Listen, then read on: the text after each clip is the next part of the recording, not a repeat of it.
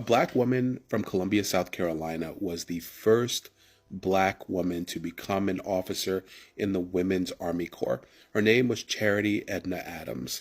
She was part of the 6 888s, the group of people that were responsible for making sure mail and other services were given to U.S. Army soldiers. There's actually a really famous image of her inspecting the rest of her unit.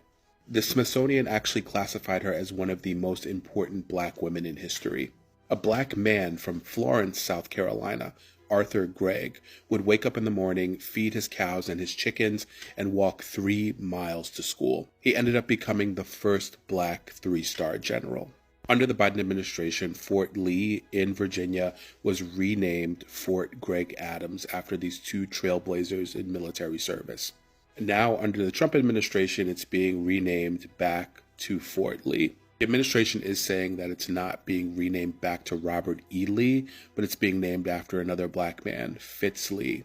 He was a soldier during the Spanish-American War, and actually he got the Medal of Honor. The interesting story about him is that another black person wouldn't be awarded a Medal of Honor for over 50 years after he received his. One thing I noticed that this administration is doing is that they're changing names back, but they're finding different people with the same last names. This gives this administration a way to mask their racism. When people go to Fort Lee, they're not going to be thinking of Fitz Lee, a black Buffalo soldier. They're going to be thinking of Robert E., a traitorous loser who fought for the Confederacy.